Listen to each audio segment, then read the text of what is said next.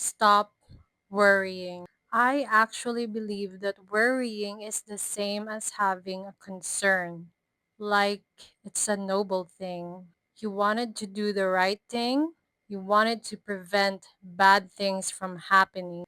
But worrying is paralyzing. And when you're paralyzed, you cannot think or come up with an action that will actually solve your problems. Worrying, therefore, is self sabotage. But here's the irony: worrying is rooted in selfishness. As much as you wanted good things to happen your way, you become so anxious because you crave perfection, you desire pleasure, praise, honor, and glory. You fear pain and rejection, therefore, failure is not an option. This is why we need to differentiate what is worrying from having a concern. Number one, worrying does not acknowledge growth. We want our works to not be mediocre. We want our works to be good enough, to be pleasing. But time, effort, practice, repetition is going to be a part of it. You're gonna have to give yourself space for growth. Nobody's perfect, and nobody starts being good at something. Everybody starts at a beginner level. In Zechariah 4:10, it says here, "Do not despise these small beginnings, for the Lord rejoices to see the work begin." Number two, worrying does not like accountability. There are times we are going to make a very difficult decisions, and worrying about the outcomes would only paralyze you. Not everything we do will please others. You got to have to make a decision. You got to choose a result in which you can live in. Because not making a decision is a decision. Choose the result you'd rather accept and take accountability. Number three, worrying will only end up in blaming. Blaming other people, blaming your environment, blaming your past actions and mistakes, blaming the timing, and the worst of all, blaming God. Blaming never seeks solution, it only magnifies catastrophe or the mistake. Therefore, solutions will deemed irrelevant compared to it, resulting in not making a decision. It's paralyzing. It's unfair to blame God because God had given you free will. He has given you the capabilities, the intelligence. Your strengths are your strengths, and your weakness is His strength. Do not make God the enemy. He is the only one who can help you overcome your problem. Number four, worrying thrives to prove something about yourself. We want people to like us for who we are. If you are who you say you are, you don't need to convince people about it. They will be convinced if you are embodying it rather than persuading them. You have nothing to prove to anyone.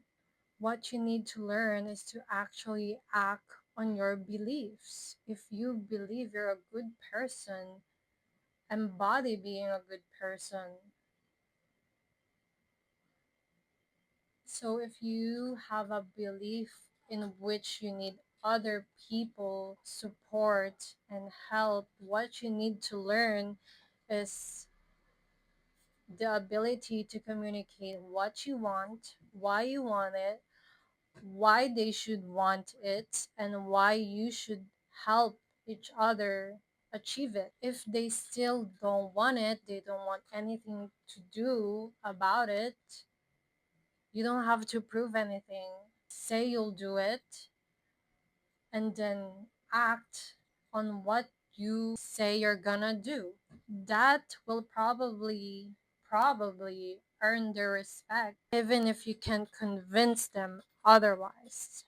And don't be foolish and get angry at them just because you believe they're being ignorant. Give them the sympathy, give them space for growth. It's them actually embodying their free will. You just have to agree to disagree. Them to like you. You just need that. You need to earn their respect because if you get their respect, there's a high chance they'll like you. But not being respected, you have zero chances of being liked. Therefore, you're not going to be supported.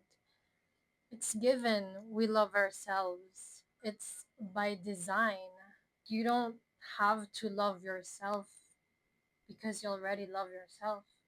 To want to choose good things for ourselves, our lives.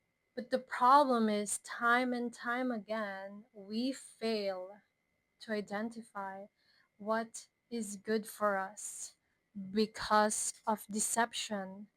That is why God had given us commandments. His commandments are guides. It's a guide to identify what is good for us and for others. If we want to be happy, we have to make other people happy. That's just life is all about.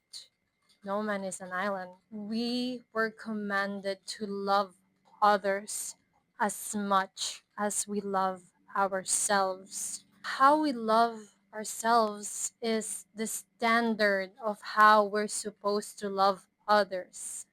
We want to be good enough for ourselves and others.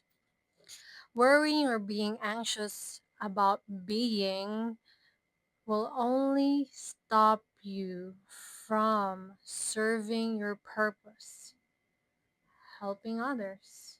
That will result in boosting your self esteem. So don't worry, it won't add a single second, a minute, an hour, a day to your life. If being anxious and being stressed about things produces cortisol in your body, it worrying does not only not add your lifespan but shortens it. So, if you're genuinely concerned about yourself and others, the best thing to do is to pray because He is concerned for you and other, that He actually did something about your soul.